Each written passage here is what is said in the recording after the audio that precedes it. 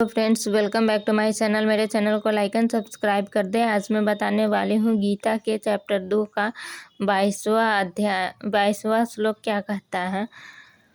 यही संबंध में यहाँ यह शंका होती है कि आत्मा नित्य और अविनाशी है, उसका कभी भी नाश नहीं हो सकता, अतः उसके लिए शोक करना नहीं बन सकता, और शरीर नाशवान है, उसका नाश होना अवश्यंभावी है, अतः उसके लिए भी शोक करना नहीं बनता। यह सर्वथा ठीक है, किंतु आत्मा का जो एक शरीर से संबंध छूटकर दूसरे शरीर से संबंध होता है, उसमें उसे अत्यंत कष्ट होता है, अतः उसके लिए शोक करना कैसे अनुचित है। इस पर कहते हैं प्रश्न, पुराने वस्त्रों के त्याग और नवीन वस्त्र के धारण करने में मनुष्य को सुख होता है, किंतु पुराने शरीर के त्याग और नए शरीर के ग्रहण में तो क्लेश होता है। अतएव इस उदाहरण की सार्थकता यहाँ कैसे हो सकती है।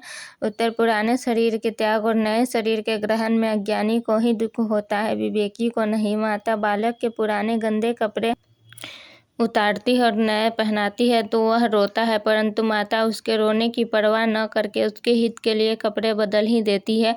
इसी प्रकार भगवान भी जीव के हितार्थ उसके रोने की कुछ भी परवाह न करके उसके देह को बदल देते हैं। अतएव यह उदाहरण उचित ही है। प्रश्न, भगवान ने यहाँ शरीरों के साथ जीर्णानि पद का प्रयोग किया है, परंतु यह कोई नियम नहीं है कि वृद्ध होने पर ही मनुष्य की मृत्यु हो। नई उम्र के जवान और बच्चे भी मरते देखे जाते हैं, इसीलिए यह उदाहरण युक्ति युक्त नहीं जैसा।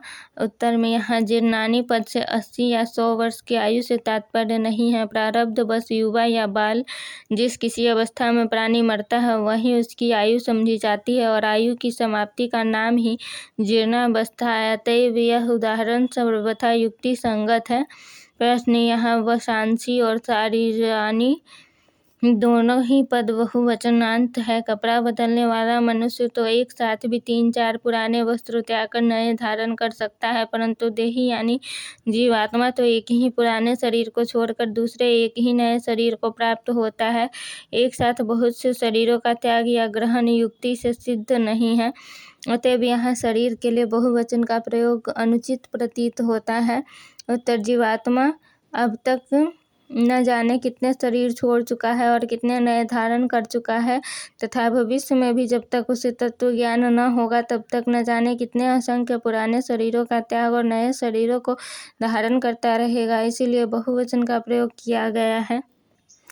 स्थूल, सूक्ष्म और कारण भेद से शरीर 3 है। जब जीवात्मा इस शरीर को छोड़कर दूसरे शरीर में जाता है तब ये तीनों ही शरीर बदल जाते हैं। मनुष्य जैसा कर्म करता है उसके अनुसार ही उसका स्वभाव बदलता जाता है। सत्य, रज, तम तीनों गुणमयी व्यष्टि प्रकृति ही यहाँ कारण शरीर है, इसी को स्वभाव कहते हैं। प्रायः स्वभाव के अनुसार ही अंतकाल में संकल्प होता है और संकल्प के अनुसार ही सूक्ष्म शरीर बन जाता है। कारण और सूक्ष्म शरीर के सहित ही यह जीवात्मा इस शरीर से निकलकर सूक्ष्म के अनुरूप ही स्थूल शरीर को प्राप्त होता है। इसीलिए स्थूल, सूक्ष्म और कारण भेद से तीनों शरीरों के परिवर्तन होने के कारण भी बहुवचन का प्रयोग युक्ति युक्त ही है। प्रश्न, आत्मा तो अचल है, उसमें गमनागमन नहीं होता, फिर देही के दूसरे शरीर में जाने की बात कैसे कही गई।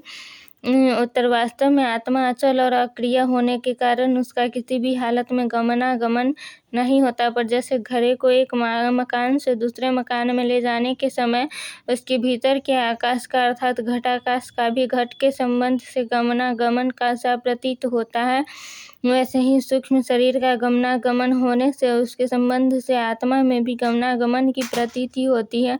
अतएव लोगों को समझाने के लिए आत्मा को गमनागमन की औपचारिक कल्पना की जाती है।